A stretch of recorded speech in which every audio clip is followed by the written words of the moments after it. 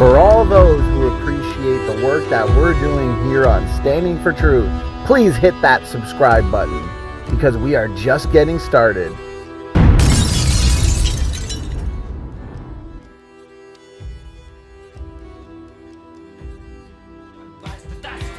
Homo floresiensis, as well as the presence of other shrunken and inflated fauna on the island of Flores. But now we have to get our little primates there. Looking at a map of the Malayan archipelago, one wonders how a species like Homo floresiensis could have gotten to the island of Flores, as there are indeed many straits. Some have suggested that we need to rethink our notions of how intelligent Homo floresiensis truly was, positing that maybe we had a little sailor on our hands. Personally, I think this is just an excuse to imagine these little guys in miniature sailor suits. The survey said... My reason for positing this primarily has to do with the fact that the stone tools we find associated with Homo floresiensis at Liang Bois are rather sophisticated, but not so much so as to suggest sea navigation. I think the far more likely hypothesis is that the species rafted there unintentionally. This may seem unlikely, but remember that according to Diamond in 2004, the timeline sees our stegodons making it to Flores, Timor, and Celebes without intentional rafting.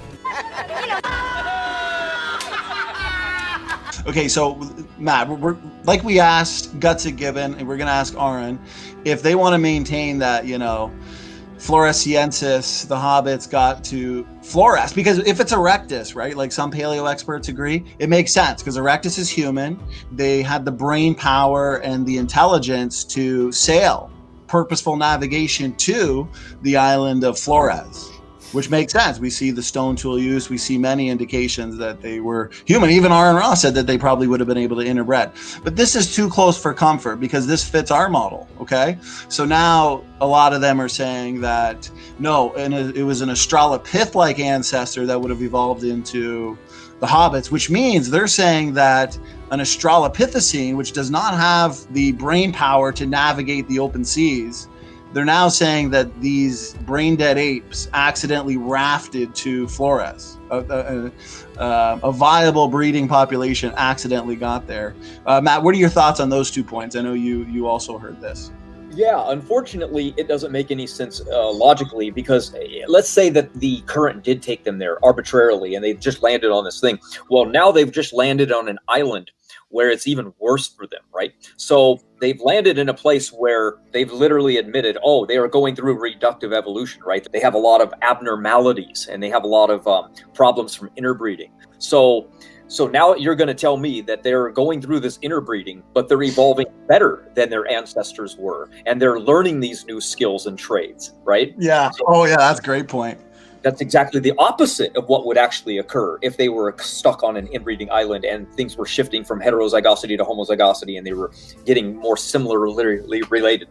You would get more genetic diseases and more mutations. So there's that. And then another one is, think about what the mainland was actually like. We believe that it was right after the flood. Things were ice. And this was when Neanderthal and Denisovan were up in these areas, and it was bad. So therefore, they knew to try to sail to an island to get away from these bad conditions and get to more of a tropical area. That's why Africa did so good. That's why people that did migrate there stayed there, because they flourished there more, because it's more near the equator. So that's what we see with these people. They tried to leave, and they're stuck on the mainland, and they're eating mammoth, and they're like, we got to get out of here. It's absolutely freezing. We have small tribes, and then we are warring with one another over the scarce food that there already is. I say we pack up, grab a couple animals, we throw them on a boat, we go and we travel out to some islands. We got to get out of here. Anything is better than where we're at. What happened? They got stuck on an island. Boom. That's the history. That's what we see. And it led to rapid and accelerated genetic degeneration. That's such a good point you brought up. I'd love to see somebody like Erica, who's just desperate to the point where they got to say some apes accidentally made their way to Florida. So that means the Australopithecine would have evolved on the island into Homo floresiensis and gain those abilities for tool use and human-like qualities. And according to Aaron Ra, they were able to probably breed if they wanted to remain interfertile, when in fact what there would be is devolution, degeneration, island dwarfism. That's such a great point. And then What's funny is her other argument, which was kind of reiterated here from Dessel. We talked about this. We had a good laugh because she tried to say, well, there's and I'm sure Aaron Ra would use the same argument, so we should put it to bed. Like iguanas and local marine species that make their way to islands, for example, and the elephants, because we know that there's dwarfed elephants on Flores as well. So, they're claiming that, well, if they're able to make their way to these islands and become isolated and live there, then why not some Australopith, right? What's your answer to that, Matt? Well, the first part I wanted to answer real quick is, how can they say that these people died out while at the same time saying that they're progressively going up in evolution? And right? Two contradictory things. Right.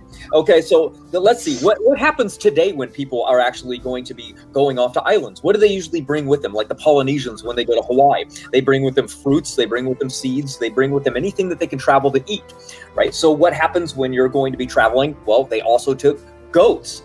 Well, goats actually ended up ruining one of the islands of Hawaii.